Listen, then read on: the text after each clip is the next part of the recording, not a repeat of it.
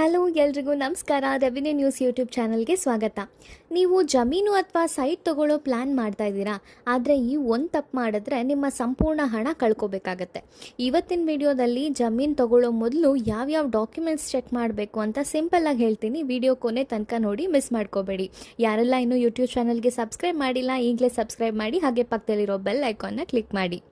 ಮೊದಲಿಗೆ RTC check ಮಾಡಬೇಕು. ಯಾರ ಹೆಸರಲ್ಲಿ ಜಮೀನಿದೆ, ಎಷ್ಟು ಎಕ್ಸ್ಟೆಂಟ್ ಇದೆ, ಅಂದರೆ ಎಷ್ಟು ಎಕರೆ, ಎಷ್ಟು ಗುಂಟೆ ಇದೆ, ಯಾವ ಸರ್ವೆ ನಂಬರ್ಗೆ ಬರುತ್ತೆ, ಇದೆಲ್ಲ RTCಯಲ್ಲಿ ಸಿಗುತ್ತೆ. ಬಹಳ ಜನ ಬ್ರೋಕರ್ ಮಾತು ಕೇಳಿಕೊಂಡು ಅಡ್ವಾನ್ಸ್ ಕೊಟ್ಬಿಡ್ತಾರೆ, ಆದರೆ RTC ಚೆಕ್ ಮಾಡೋದನ್ನೇ ಮರ್ತೋಗ್ತಾರೆ. Next important document EC, encumbrance certificate. ಈ ಡಾಕ್ಯುಮೆಂಟ್ ಮೂಲಕ ಲೋನ್ ಇದೆಯಾ ಇಲ್ವಾ, ಈ ಪ್ರಾಪರ್ಟಿ ಮೇಲೆ ಯಾವುದಾದ್ರೂ ಕೋರ್ಟ್ ಕೇಸ್ ಇದೆಯಾ ಇಲ್ವಾ, ಆಲ್ರೆಡಿ ಪ್ರಾಪರ್ಟಿ ಸೇಲ್ ಆಗಿದೆಯಾ ಇಲ್ವಾ ಅಂತ ಚೆಕ್ ಮಾಡ್ಕೋಬಹುದು.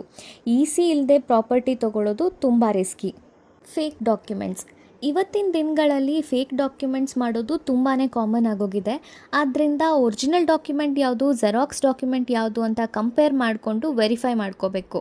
ನಿಮಗೆ ಗೊತ್ತಾಗಲಿಲ್ಲ ಅಂದರೆ, ಏನಾದರೂ ಡೌಟ್ ಇದ್ದರೆ ಅಡ್ವೊಕೇಟ್ ಅಥವಾ ಡಾಕ್ಯುಮೆಂಟ್ ರೈಟರ್ ಹತ್ರ ವೆರಿಫೈ ಮಾಡಿಸ್ಕೊಳ್ಳಿ. ನೆಕ್ಸ್ಟ್ ಪಾಯಿಂಟ್, ಖಾತಾ ಚೆಕ್ ಮಾಡ್ಕೊಳ್ಳೋದು. ಪ್ರಾಪರ್ಟಿಗೆ ಖಾತಾ ಇದೆಯಾ ಇಲ್ವಾ ಅಂತ ಚೆಕ್ ಮಾಡ್ಕೋಬೇಕು. ಈ ಖಾತಾನ ಅಥವಾ ರೆವಿನ್ಯೂ ಸೈಟಾ, ಈ ಡಿಫ್ರೆನ್ಸ್ ಗೊತ್ತಿಲ್ಲದೆ ತುಂಬ ಜನ ಪ್ರಾಬ್ಲಮ್ಗೆ ಸಿಗಾಕೋತಾರೆ. ನೆಕ್ಸ್ಟ್ ಅಪ್ಕಮಿಂಗ್ ವೀಡಿಯೋಸಲ್ಲಿ ನಾನು ಖಾತೆ ಬಗ್ಗೆ ಪೂರ್ತಿ ಡೀಟೇಲ್ಸ್ ಕೊಡ್ತೀನಿ. ಫೈನಲ್ ಅಡ್ವಾನ್ಸ್ ಕೊಡೋ ಮುಂಚೆ RTC, EC, ಖಾತಾ, ಸರ್ವೆ ಡಾಕ್ಯುಮೆಂಟ್ಸು, ಓನರ್ ID ಪ್ರೂಫ್ಗಳು ಇದೆಲ್ಲ ಇದೆಯಾ ಅಂತ ಚೆಕ್ ಮಾಡ್ಕೊಳ್ಳೋದನ್ನು ಮರಿಬೇಡಿ. ಈ ವಿಡಿಯೋ ನಿಮಗೆ ಇಷ್ಟ ಆಗಿದೆ ಅನ್ಕೋತೀನಿ. ನೆಕ್ಸ್ಟ್ ವಿಡಿಯೋದಲ್ಲಿ ಖಾತಾ ಹಾಗೂ ಈ ಖಾತಾ ಬಗ್ಗೆ ಪೂರ್ತಿ ಇನ್ಫಾರ್ಮೇಷನ್ ಕೊಡ್ತೀನಿ. ಇನ್ನು ಹೆಚ್ಚು ಮಾಹಿತಿಗಾಗಿ ರೆವಿನ್ಯೂ ನ್ಯೂಸ್ ಯೂಟ್ಯೂಬ್ ಚಾನಲ್ಗೆ ಸಬ್ಸ್ಕ್ರೈಬ್ ಮಾಡಿ, ಲೈಕ್ ಮಾಡಿ, ಶೇರ್ ಮಾಡಿ. Thank you.